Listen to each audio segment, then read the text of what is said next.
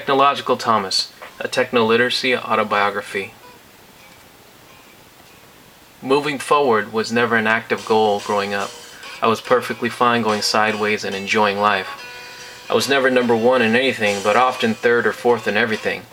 I used to read, but only if it was fun. I still read, but can't remember the last book I read for fun. I've been around technology, even worked in it, but I've never been advanced in it. Still, I've always been able to do things in my own way and get things done. The 80s. Give me the Bible, give me Nintendo, and everything in between. As soon as I could read and write, my father had me join my older sister and brother in a biblical reading and writing assignment. He taped my name onto the front of a notebook and handed it to me saying, "Read a chapter, find the key verse, and write it down." I did this for years. Give me my ABCs and 1, 2, 3s. I began to study the English language in school. In the meantime, at home, I was learning language number 2. Give me my 기억, 니은, 디귿, and 하나, 둘, 셋, and go figure, I'm bilingual, but perfect in neither. Practice, practice, practice. 한글, 어머니, 아버지, 귀여운 아가. Growing up, most of the books I read did not belong to me.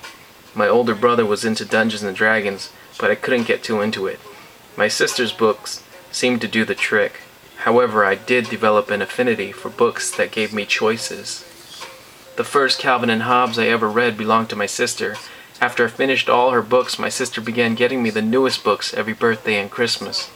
I read them before bed, in the morning, in the bathroom, during trips. I read them every chance I got. Who knew that a 6-year-old would teach me that it was okay to laugh, think, and even cry? Growing up, Bill Watterson was genius, and Calvin and Hobbes changed my world. I remember our first family computer. It was a 286. Not that I ever knew what that meant, still don't, and pretty much looked like this one here. The computer ran in MS-DOS and everything was represented in text. Even the games I watched my sister and brother play. I vaguely remember having a generic version of an Atari, but it was the Nintendo Entertainment System that opened a whole new world of possibilities. I didn't care how many times I had to put the game cartridge under my shirt and blow into it. I played a small variety of games, but boy, did I play the heck out of them. 90s.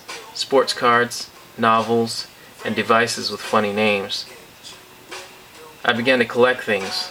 I began with sports cards, baseball, basketball, and football. I think I read the back of every card I owned.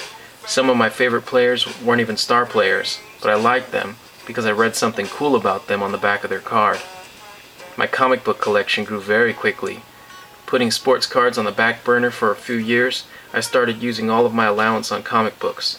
Ironically, I can't say I read very many of them. I was always too worried about keeping them in mint condition, so I kept them sealed up. I did have a few that I didn't care much for, and I read those multiple times. I couldn't tell you the titles of most of the books I read in school, but there are a few I will never forget, even if I tried. The first summer school I ever attended consisted of a health class and a typing class. I remember thinking I was never going to get it. My classmates finished out at 50 to 70 words per minute, but I was absolutely content with my 35 words per minute, 40 on a good day. The mid-90s brought Nintendo 64 and its multiplayer capabilities gave playing video games a whole new kind of social flavor. Mario Kart and Super Bomberman, hard to top those games. My friends and I used to get together strictly to play these games. The competition was always fierce. My brother got me my first beeper when I was a junior in high school. It wasn't even called a pager yet, just beeper. My friends and I quickly developed our own version of beeper code, and we were having full-blown conversations without ever saying a verbal word. Who knew beeper code of the 90s was foreshadowing the texting culture of today? A few years later, my brother got me my first mobile phone. I remember choosing a flip phone strictly because it was a flip phone. I also remember I never really used it much. I think it was cool just having one. I met my first and only online friend in a chat room in America Online before they went with just AOL.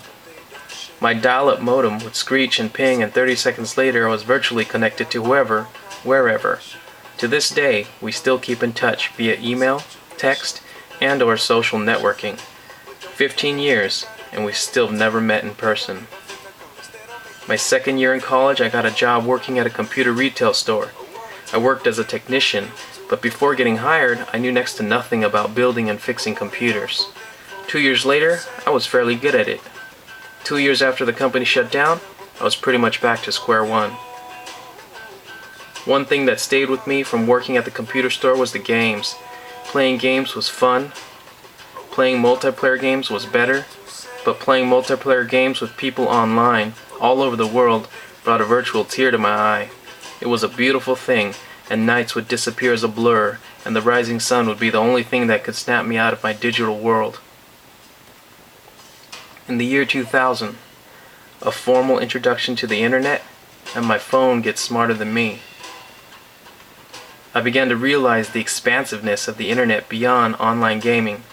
A computer at home, at work, at school, in the car, the digital reach of technological innovation seemed endless. I realized that the World Wide Web was an understatement. It should be called the Everything and Everywhere Web. I got my first laptop in 2007. Everything about me since 2007 is in it. Every paper I've written since 2007 has been written on it. I put money in my pocket by teaching with it. Even since 2005, when I began attending this university, the sophistication of its digital capabilities has noticeably increased. I enroll online, I pay online, I receive and submit assignments online, I participate in discussion online, and I check my grades online. It's more than the face of schooling that's changed. It's education altogether that's evolving. I began personalizing my own online spaces only a few years ago. It began with the Geocities webpage and continues with Friendster, MySpace, Facebook, Twitter, and now a YouTube account. I've also been using a webcam program for the past 2 years to teach ESL to students overseas. However, as another example of ignorance, I've only recently learned that all of this has a name. Web 2.0. Interesting. I got one of these 4 months ago and I've never felt more connected. On the downside, whenever I leave my phone at home or the battery dies, I never feel more disconnected and lost. They call it a smartphone, but I think it may have had an opposite effect on me. But give it up? Not a chance. In the end, influence of family, friends, and school play a pivotal role in my techno-literacy. And yet it turns out that getting things done is better explained as my version of getting by. I've never been the smartest, strongest, or even bravest, but put something in front of me and I'll get it done. Even if I'm not the most creative, innovative, or technologically savvy, somehow, some way, I'll get it done. Give me an assignment? Done. Tell me to write a paper? Done. You know, my 4th grade teacher used to tell us, hamburgers and hot dogs are done. People are finished. I'm done with that too. Tell me to do a visual essay? Done. And if I decide to make a movie for said visual essay? Done.